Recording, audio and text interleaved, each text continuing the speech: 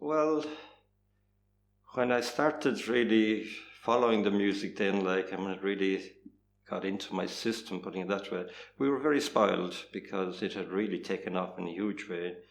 It wasn't just the local music, that was there for us, but you had the Chieftains and Planksty and all that, that I loved those sounds as well. So when I say we were spoiled, if I was coming home for the weekend, I'd be sort of saying, which pub am I going to go to tonight? Because in the roadside there was that great attraction as well. Will I go to O'Connor's pub? Will I go to Joe McHugh's down this scanner? You could pick and choose.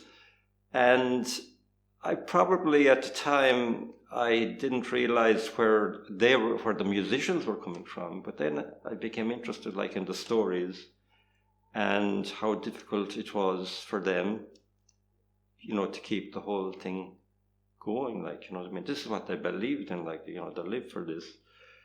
Then I got stories from my father. My father was born in 1914 and he died in 1994.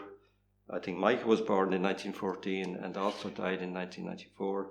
So my father grew up in the Fanor Marook area, and he just gave me stories about social life, and he loved dancing. He wasn't a musician, but he loved dancing and that.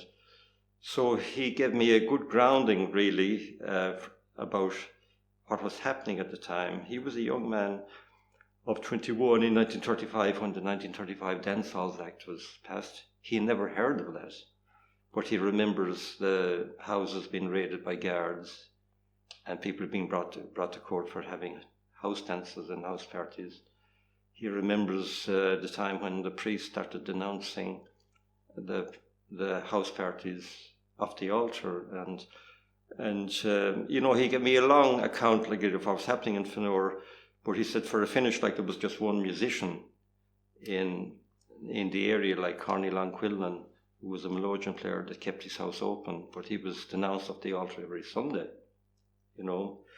So getting back to Maiko and Gussie and Packy and the others, like the Kaluris and Micheline Conlon, they had a difficult time just keeping it going because they were churchgoers, and yet at the same time, maybe every Sunday they were having to listen to this stuff from the altar. And John Kaluri gave a good account, which is on YouTube, of his house when he was growing up being raided by guards, and they were brought to court and they were fined. So this is what was happening. It was like an underground culture at the time. And it was just a handful of musicians that kept it going, because in my area, where I grew up, musicians had stopped playing. My mother, my aunts played concertina, but they stopped playing. My next door neighbour, Jody Howard, he stopped playing as well.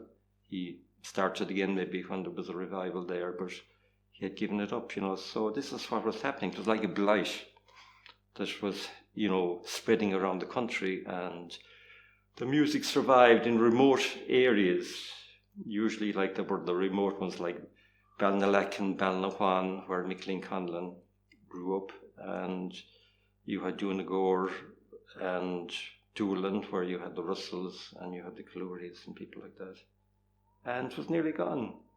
And they just kept it going, and then this revival, it was like a huge wave that came. And the rest of it is history after that, So, when I think of, these characters, I just talk about them and feel this great gratitude to them, because it was gone in my area, which was only a few miles away, and your little pockets here and there where it survived. And we now have this huge volume of beautiful music and recordings, which are a national treasure, I think.